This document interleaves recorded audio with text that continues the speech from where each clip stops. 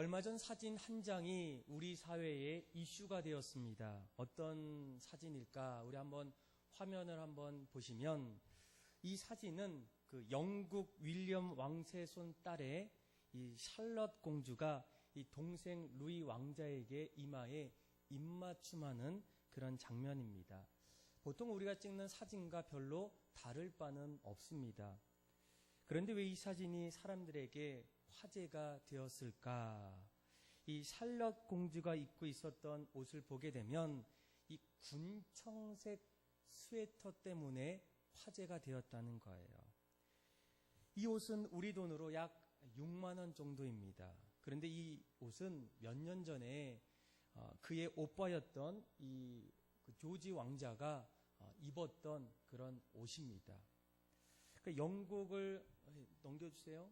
예, 하나 넘겨주시면 그의 오빠가 이미 전에 입고 있었던 옷이었어요. 그래서 이 영국을 대표하는 왕실에서도 검소하게 물려주는 어떤 아름다운 집안의 전통이 있습니다.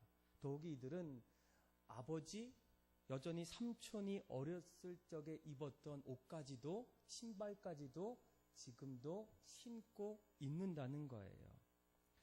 그러면서 이 장면을 점점 보여주면서 현재 우리나라에서 일어나고 있는 어떤 일부 재벌들의 어떤 지나친 어떤 행동과는 극명하게 대조되는 어떤 장면이라는 거예요. 요즘에 재벌들 가운데에 가정을 어떻게 어떤 방식으로 또 일어나는 어떤 부작용들에 반대되어서 보여주는 어떤 그런 사진의 내용들이라는 겁니다.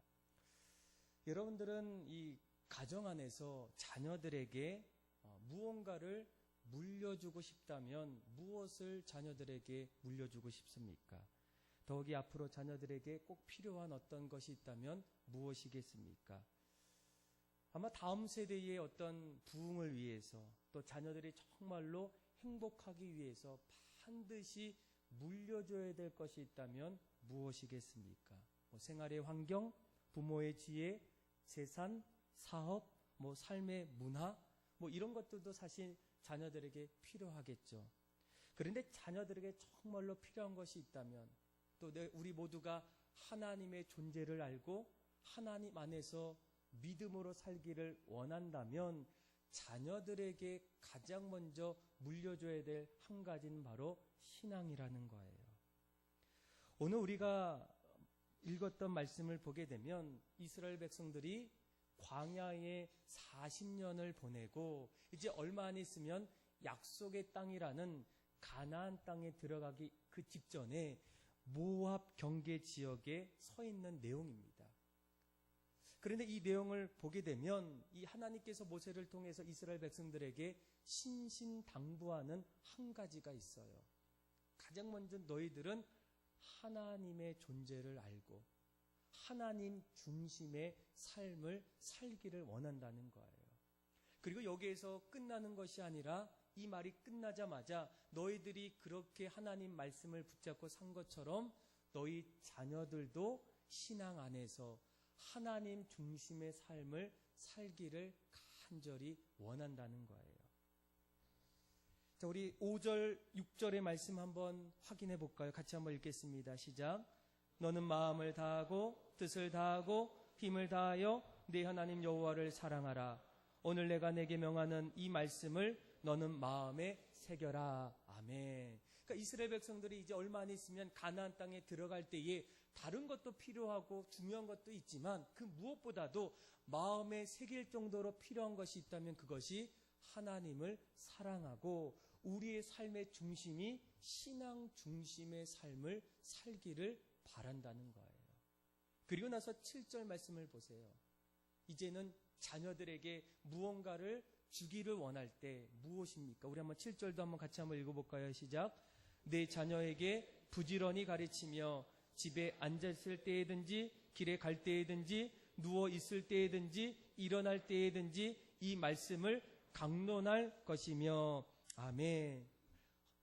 우리가 성경을 보게 되면 이스라엘 백성들에게 처음부터 마지막까지 그들이 정말로 필요하고 필요할 수밖에 없었던 것이 어떤 물질, 지혜, 또 여러 가지 어떤 환경, 이것도 필요하지만 하나님은 끊임없이 한 가지만을 강조하고 있다는 거예요. 너의 삶의 중심에 하나님 중심으로 살기를 원한다는 거예요. 그리고 그 중심의 믿음을 그의 자녀들에게도 반드시 물려주기를 간절히 원한다는 거예요. 여러분, 우리가 보통 이 땅을 살아갈 때 신앙도 중요하지만 다른 어떤 것도 사실은 필요하지 않습니까? 정말로 세상을 살아갈 때에 하나님 믿는 것도 중요하지만 다른 어떤 요소들도 너무나 우리에게는 필요하다는 거예요. 이 사실을 누구보다도 알고 계셨던 하나님께서 왜 우리들에게 다른 어떤 것보다도 하나님을 알고 하나님 중심의 믿음의 자녀들에게 신앙을 남겨주라고 말씀하셨을까? 도대체 하나님의 어떤 의미, 뜻은 도대체 무엇이었을까?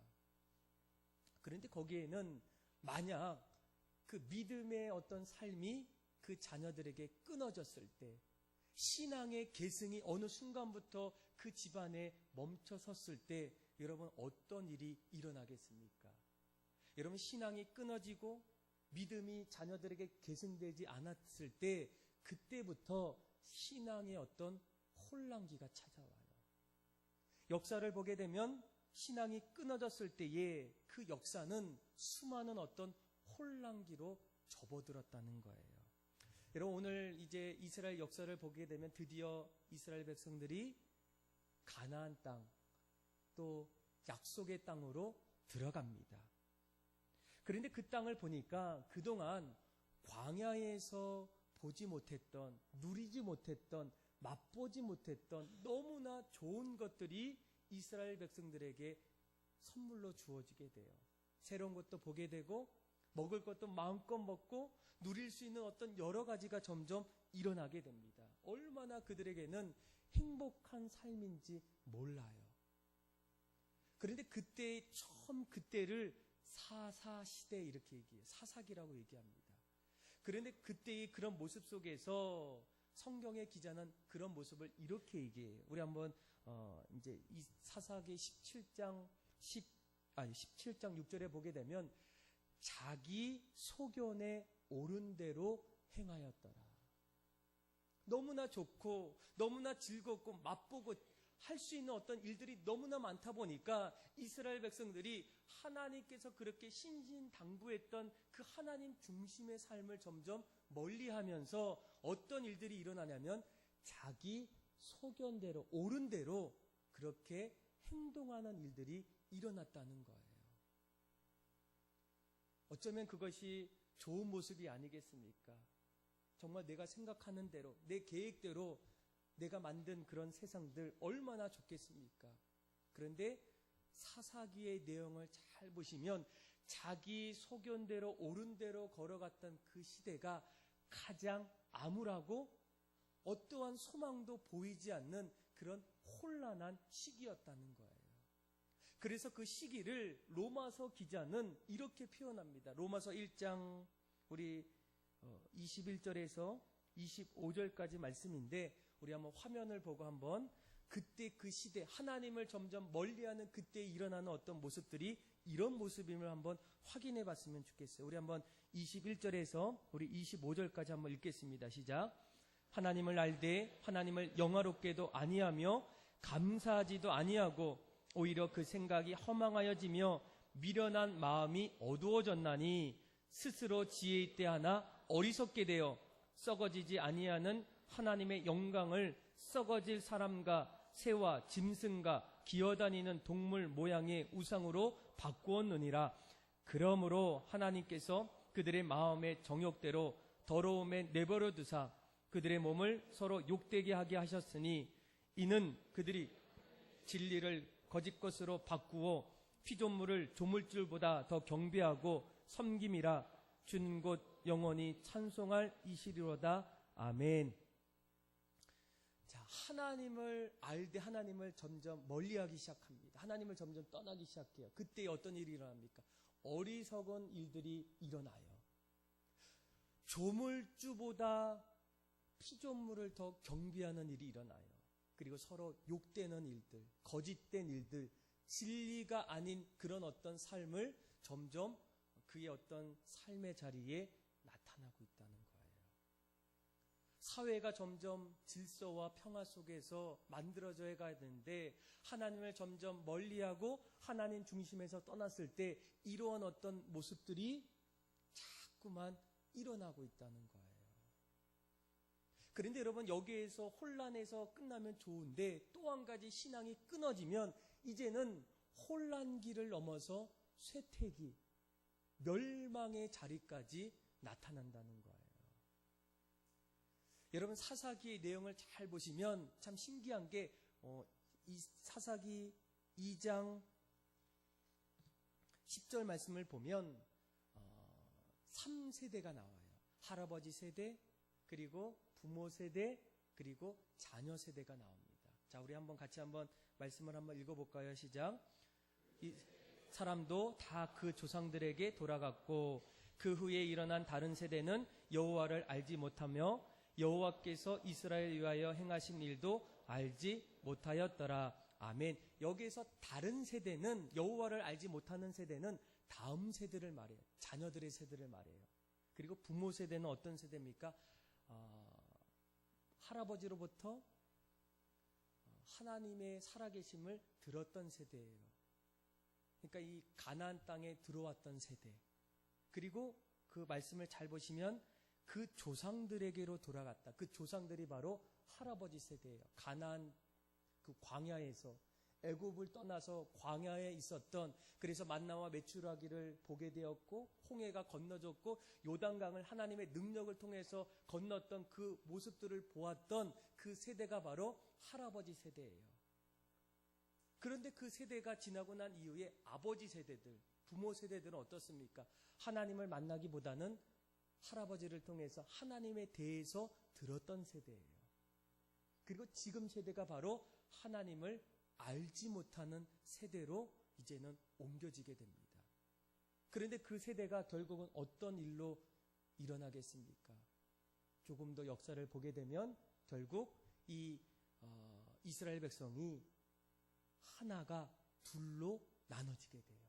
남쪽은 유다라고 불리고 북쪽은 북이스라엘로 이제 서로 분쟁합니다. 서로 싸우게 돼요. 그리고 그것도 모자라서 질서가 무너지는 바람에 이제는 BC 722년도에 북쪽은 아수르라는 나라에 의해서 멸망합니다. 그리고 586년도에는 남쪽의 유다가 바벨론에 의해서 멸망해요. 여러분, 참 신기하지 않습니까? 하나님의 백성인데 하나님께서 선택하셨던 그 백성이 왜 아수르와 바벨론에 의해서 멸망되었을까? 이유는 한 가지예요. 가나안 땅에서 들어가기 전에 하나님께서 그렇게 신신당부했던 하나님 중심의 삶을 언젠가부터 그들이 버리기 시작해요. 하나님을 모르고 자기 중심으로, 자기 소견대로, 자기 뜻대로 살아가는 그런 어떤 일들의 마지막 결론이 결국 멸망이라는 거예요. 그래서 여러분, 다음 세대에 우리가 남겨줘야 될 가장 중요한 것은 무엇이겠습니까? 바로 하나님을 믿는 믿음이라는 거예요. 저는 오늘 이 역사와 이 말씀을 보면서 어쩌면 한국 교회, 우리나라가 좀 비슷하지 않나, 좀 그런 모습을 지금 닮아가고 있지 않나, 그런 어떤 생각이 자꾸만 들게 됩니다. 여러분, 우리나라의 어떤 역사를 보게 되면 1970년대, 60년대에는 우리도 이스라엘 백성들처럼 아무것도 없이 광야라는 그런 시대를 살았어요. 먹을 것도 없었고 집 한 채도 없었고 무엇을 해야 될지 모르는 그때에 한 가지 선교사님을 통해서 복음을 듣게 되고 그때부터 하나님을 만나게 돼요. 아무것도 없어도 하나님 한번 잘 믿어봐야 되겠다. 다른 사람들은 이해할 수 없는 거예요. 어떻게 저렇게 할 수 있을까? 그런데 그때부터 믿음의 사람들을 통해서 하나님께서 그 나라를 축복해 주심을 통해서 그 나라가 자꾸만 일어서는 거예요. 경제가 성장하고 나라가 점점 부유해집니다. 그래서 수많은 사람들이 하나님께로 돌아오는 일들이 일어나게 돼요. 그런데 언젠가부터 어떤 일이 일어났을까요? 하나님보다도 다른 곳에 마음을 점점 두게 돼요. 우리의 부모 세대가 하나님을 만났고 하나님을 경험했는데 이제는 우리는 부모 세대가 만났던 그 하나님에 대해서만 알고 있어요. 너 예수 믿어야 된다. 하나님 믿으면 복 받는다. 하나님 안에 살아야 된다. 하나님은 만나지 못하고 하나님에 대해서는 우리가 너무나 잘 알고 있어요. 이러다 보면 이제는 부모인 우리 세대가 지나고 난 다음 세대는 어떤 일들이 일어나겠습니까? 하나님을 알지 못하는 세대로 이제는 바꿔진다는 거예요. 최근에 이 통계를 보니까 저희 교회 교단이 통합축이에요. 그런데 이 통합축의 교회가 전국에 한 8,800개 이상이 있어요. 그리고 이 인원을 다 해보니까 280만 명이 됩니다. 통합축에 있는 교회 교인들이. 그런데 그 교인들의 어떤 그 분포도를 보니까 어른도 있고 할머니도 있고 젊은이도 있는데 이 미취학 아동부터 청년까지 이렇게 퍼센테이지를 보니까 16%예요. 별로 없죠. 자녀들이 지금 현재 교회 안에서 자녀들이 별로 없다라는 거예요. 이대로 가면 어떤 일들이 일어나겠습니까? 다음 세대의 믿음의 계승이 점점 끊어질 수밖에 없다라는 거예요. 그래서 많은 분들이 한국교회를 걱정하고 있는 거예요. 우리는 이제는 여기 계신 어떤 어르신들은 딴 데 가라고 그래도 갈 데가 없어요. 그래서 늘 주일이면 교회에 나올 수가 있는데 이 젊은이들은 어떻습니까? 갈 데가 너무 많습니다. 하고 싶은 게 너무 많아요. 이러다 보면 우리가 만났던 하나님 그리고 하나님에 대해서 들었던 그 세대를 넘어서 다음 세대는 어떤 일들이 일어납니까? 하나님을 알지도 하나님에 대해서 듣지도 모르는 그런 세대로 점점 바뀔 수밖에 없다는 거예요. 그래서 여러분 지금이 어쩌면 다음 세대를 위한 어떤 골드 타임입니다. 아주 중요한 시기예요. 정말 우리 자녀들이 하나님 말씀처럼 다음 세대가 믿음의 세대가 되고 그들의 마음속에도 하나님 중심의 세대가 될 수 있는 어떤 비결은 없을까? 그런데 지금 많은 분들이 점점 우리가 어떤 하나님을 잃어가는 세대이지 잃어버린 세대가 아니라는 거예요. 무엇을 얘기합니까? 아직 끝이 아니라는 거예요. 진행 중에 있지만 다시 돌이킬 수 있다는 거예요. 그러면 우리가 다시금 잃어버려 가고 있는 그런 세대 가운데에 다음 세대가 우리들처럼 믿음의 세대로 하나님 중심의 삶을 살려는 어떤 비결은 도대체 무엇일까? 그런데 오늘 우리가 함께 읽었던 말씀을 잘 보시면 그곳에 어떤 비결이 있어요. 첫째는 바로 다음 세대의 부흥과 신앙의 계승을 위해서는 영적인 부모가 필요하다는 거예요. 여러분, 자녀에게 부모는 어떤 존재이겠습니까? 이 자녀들이 잘 자라나기 위해서는 반드시 부모의 어떤 양육, 돌봄, 인도가 필요하다는 거예요. 마찬가지로 신앙의 자녀로 성장하기 위해서는 그 자리에는 신앙의 부모가 있어야 돼요. 우리가 오늘 본문을 잘 보시면 늘 기억하는 어떤 주목되는 말씀이 7절이에요. 그래, 자녀들이 믿음에 잘 서기 위해서는 어떻게 합니까? 자녀에게 부지런히 가르쳐주자. 그런데 여러분, 오늘 말씀을 잘 보시면 이 말씀을 하기 이전에 먼저 선행되어야 될 아주 중요한 요소가 있어요.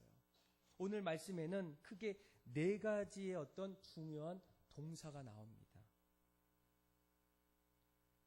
4절 말씀을 보게 되면 이스라엘아 뭐 하라고요? 들으라, 배우라, 이런 말이에요.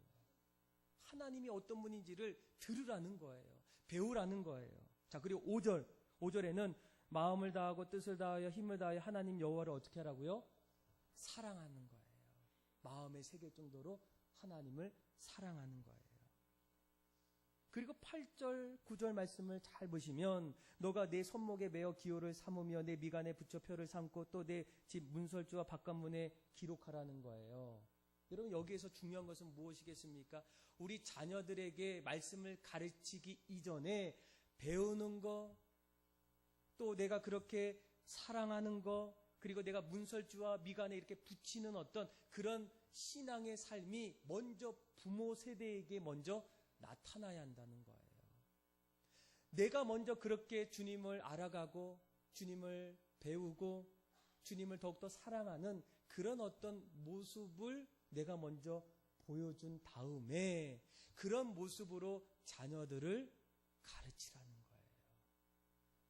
여러분, 참 신기한 것은 자녀들은 놀랍게도 가르쳐주지 않아도 부모님과 똑같이 해요.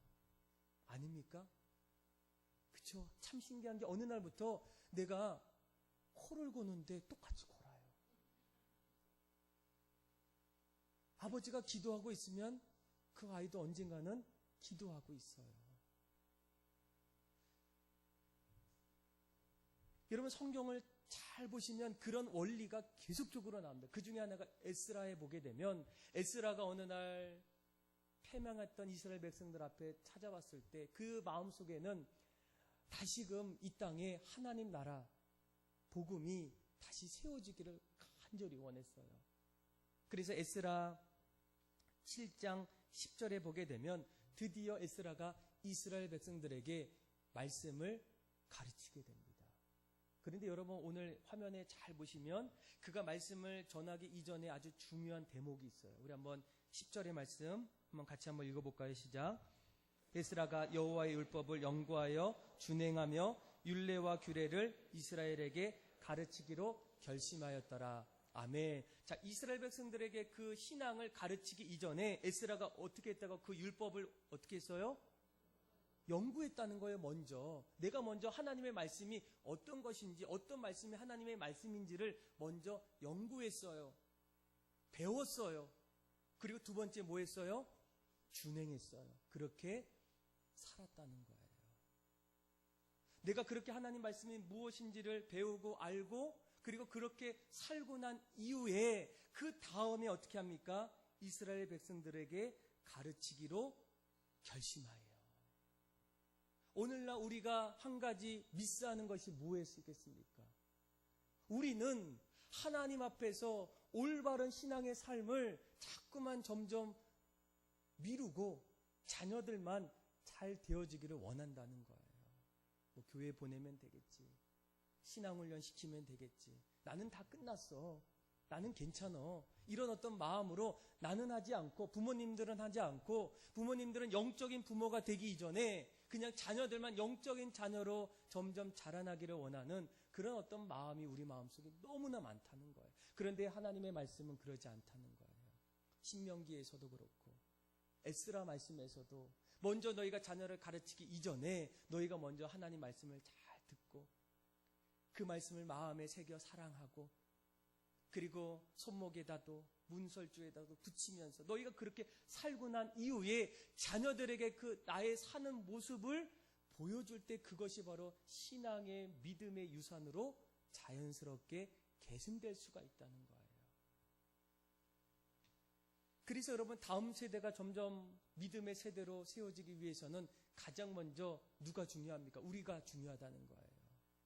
우리가 영적인 부모가 되셔야 돼요. 말씀도 보셔야 되고 기도도 하셔야 되고 그리고 말씀대로 살아갈 때 그 옆에서 자연스럽게 자녀들이 보고 닮아간다는 거예요. 우리 교회 어떤 그 분이 늘 자녀를 데리고 와요. 근데 딱 보니까 아직은 요즘 시대에 좀 오기가 좀 어려우신데도 불구하고 가끔씩 새벽에도 나오시고 또 금요일날, 수요일날 저녁에도 나오셔요. 그래서 제가 한번 물어봤어요. 아니, 오늘날 이렇게 육아하는데 힘든데 어떻게 이렇게 나오셨어요? 한두 번이 아니에요. 그분이 이런 얘기 하시더라고요. 제가 어렸을 때 보았던 게 이거예요. 저희 어머니가 저 매일 업고 교회 나오셨다는 거예요. 예배하셨다는 거예요. 지금 믿음으로 승리하고 계시다는 거예요. 그걸 보니까 내가 낳았던 자녀에게도 그렇게 보여주고 싶다는 거예요. 여러분 꼭 기억하셔야 됩니다. 자녀들이 정말 믿음 안에 잘 자라기 위해서는 이 부모님들이 먼저 영적인 부모가 되셔야 돼요. 그래야 다음 세대가 부흥이 옵니다. 두 번째로 우리가 다음 세대가 점점 믿음 안에서 잘 자라기 위해서는 또 뭐가 필요할까? 이 영적인 교사가 필요해요. 여러분, 자녀가 언제까지 부모 곁에 있겠습니까? 부모라면 반드시 아셔야 되는 것은 그때는 달라도 자녀들은 언젠가 부모 곁을 떠난다는 거예요. 그런데 그때 중요한 것은 이 자녀들이 그때부터 친구들 그리고 좋은 스승을 만나게 돼요. 우리가 보통 좋은 친구 만나야 된다, 또 좋은 스승 만나야 된다 이렇게 말하지 않습니까? 이제는 더 이상 부모보다는 친구들과 스승의 어떤 영향력이 점점 많아지고 있다는 거예요. 아마 여기에서도 뭐 교회를 이사 와서 교회를 찾는 분들이 아마 있을 거예요. 아니 어떻게 그냥 아무 교회나 가면 되지 왜 찾을까? 그런데 이런 관점에서는 이해가 돼요. 내가 한 교회를 택했을 때 좋은 성도, 또 좋은 목회자, 또 좋은 분들을 만날 수 있다면 얼마나 신앙생활이 더 영향도 받고 기쁘겠습니까? 그런데 여러분, 요즘에 교회마다 어려운 것 중에 하나가 바로 교사가 없다는 거예요.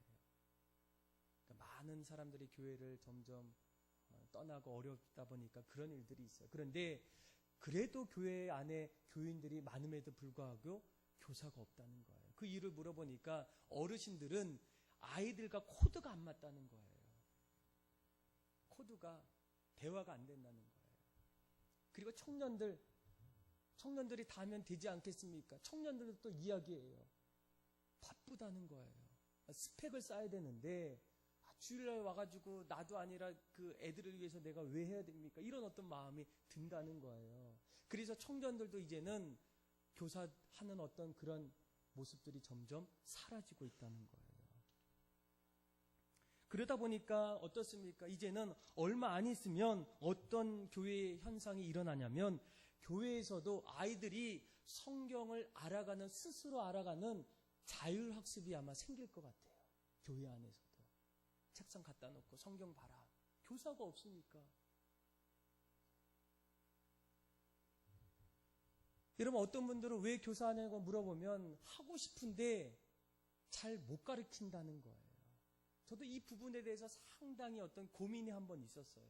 그런데 어린이 사역에 좀 열심히 하시는 어떤 목사님이 책 한 권을 냈는데 그 책 제목을 보고 아주 제 생각이 바뀌었어요. 그 책 제목이 이런 제목이에요. 교사들이요, 절대로 가르치지 마라.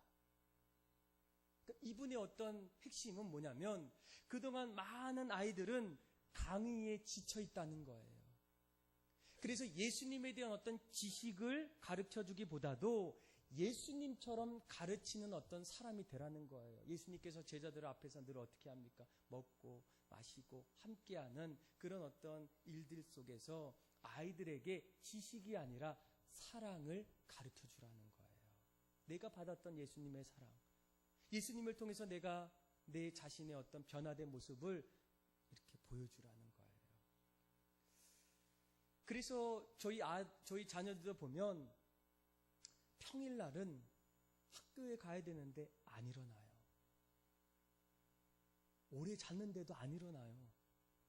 근데 주일날만 되면 그냥 깨우지도 않았는데 벌써 일어나서 갈 준비를 해요. 물어보니까 왜 그러냐?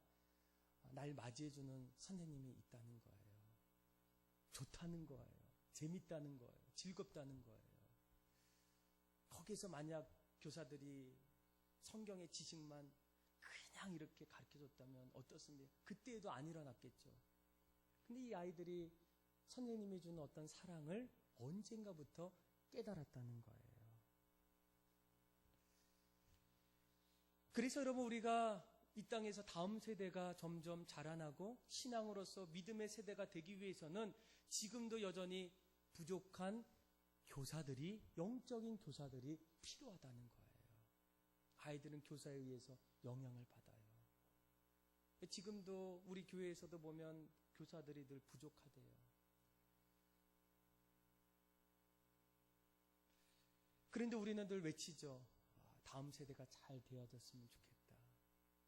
다음 세대가 믿음의 세대로 섰으면 좋겠다. 정말 말이 맞지 않는 거예요.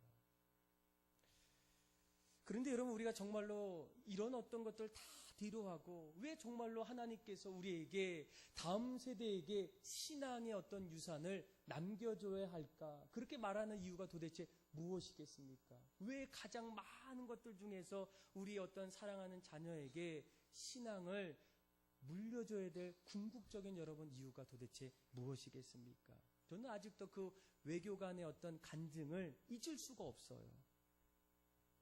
그분은 되게 부유하게 아주 잘 사시는 분이에요. 그런데 그분이 이런 얘기를 합니다. 사실 저의 아버님은 목사님이에요. 그래서 저희 아버님은 어렸을 때부터 교회를 개척하고 그리고 그 교회가 잘 되면 또 다른 곳에 가서 또 다시 개척하셨대요. 그 때문에 아버지는 몰라도 자녀들, 우리들은 너무나 고생을 많이 했다는 거예요. 그리고 늘 마음이 이해가 되지 않는 것은 아침이 되면 아버지가 자녀들을 다 불러서 가족 예배를 드렸다는 거예요. 그리고 본문은 다 다르지만 결론은 똑같아요. 예수 붙잡으면 다 붙잡는 거고 예수 놓치면 다 놓치는 거다. 그러니까 이 외교관 이분이 어렸을 때 마음속에 가장 힘든 것은 가난이 아니라 바로 매일 아침 반복되는 이 말이라는 거예요. 예수 붙잡으면 다 붙잡는 거고 예수 놓치면 다 놓치는 거다. 그래서 이분이 집을 떠나서 고학을 시작했고 이제 좋은 대학에 들어가서 외모고시에 합격해서 남들이 누릴 수 없는 어떤 그런 좀 부유한 어떤 삶을 살았다는 거예요. 그리고 늘 마음속에 한 가지 목적이 뭐냐면 우리 아버지께서 얘기하셨던 예수 붙잡으면 다 붙잡는 거고 예수 버리면 다 놓치는 그것이 틀렸음을 입증하고 싶다는 거예요. 그래서 자녀들에게 정말 예수만 빼고 다 주려고 노력했대요.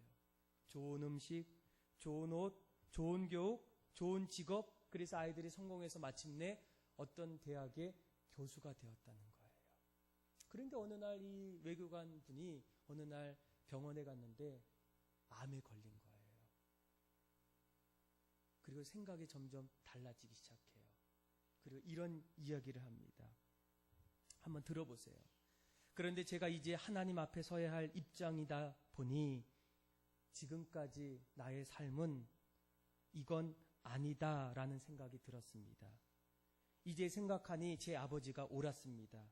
예수 붙잡으면 다 붙잡는 거고 예수 놓치면 다 놓치는 거다.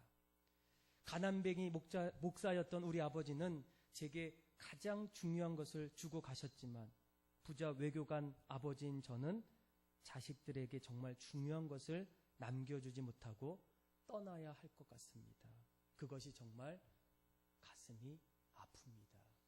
이제는 뭔가 말하고 싶은데 이제는 돌이킬 수 없는 그 길까지 갔다는 거예요. 여러분, 우리가 왜 자녀들에게 그 많은 것들 가운데에 신앙을 물려줘야 될 이유가 도대체 무엇이겠습니까? 한 가지예요. 예수 믿으면 구원받습니다. 성경은 모든 사람이 죄를 범하였음에 하나님의 영광에 이르지 못하는 거예요. 그래서 죄가 있는 사람, 죄의 싹은 사망입니다. 그런데 하나님께서 예수님을 통해서 믿는 자에게는 멸망치 않고 영생을 주셨다는 거예요. 주 예수를 믿으라. 그리하면 너와 내 집이 구원을 얻으리라. 여러분, 예수 믿어야 구원받고 예수 믿어야 영생을 누린다는 거예요. 예수 믿어야 우리가 하나님이 주신 그 약속을 이 땅에서도 누릴 수가 있다는 거예요. 다른 거 이유가 없습니다. 정말 세상적으로 성공하려면 그쪽 가야 돼요. 그런데 우리가 예수님을 믿는 이유는 우리의 영혼이, 멸망당하는 우리의 영혼이 하나님의 은혜를 통해서, 예수님의 십자가의 은혜를 통해서 구원받는 이 한 가지로 인해서 우리가 주님 앞에 나왔다는 거예요. 내가 구원받았는데 우리 자녀들도 구원받아야 되지 않겠습니까? 내가 영원한 영생 복락의 삶을 이제 살아가야 되는데 우리 자녀들도 그런 삶을 걸어가야 되지 않겠습니까? 죽음 이후의 끝이 아닌 영원한 생명으로 하나님이 나를 기다려주시는 그 자리에 우리 자녀들도 그 자리에서 나와 함께 있어야 되지 않겠습니까? 다른 게 아니라는 거예요. 그래서 여러분, 우리가 하나님께서 성경에서 곳곳에서 강조하는 다른 어떤 한 가지는 너희가 할 수만 있다면 너희 삶의 중심에 하나님 중심으로 살고, 그리고 나서 자녀들에게도 너희가 하나님 만나고 하나님 중심의 삶을 그들에게도 온전히 물려주라는 거예요. 사랑하는 믿음의 성도 여러분, 여러분들은 자녀들에게 무엇을 남겨주시겠습니까? 어떤 것을 남겨주기를 원하십니까?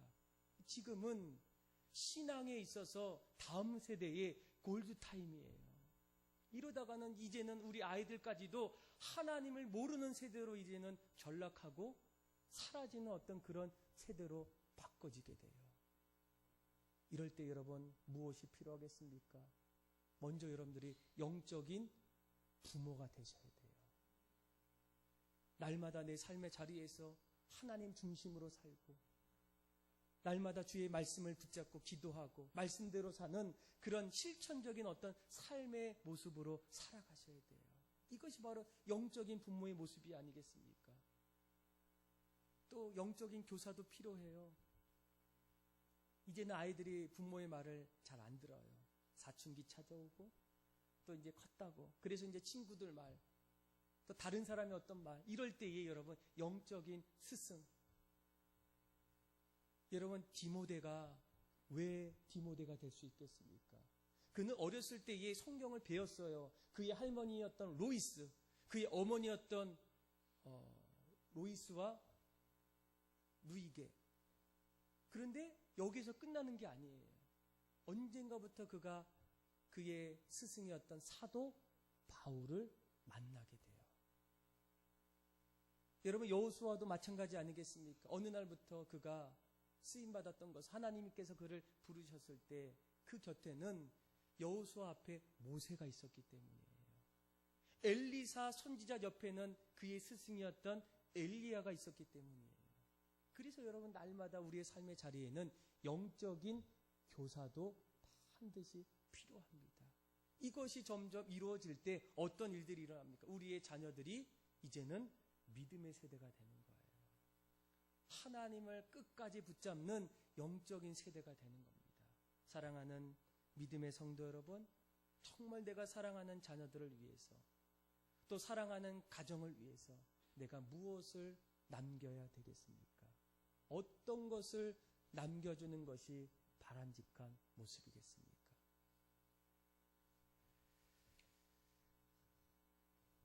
우리 찬양 한 곡 같이 부르고 우리 같이 기도하겠습니다. 우리 나 주님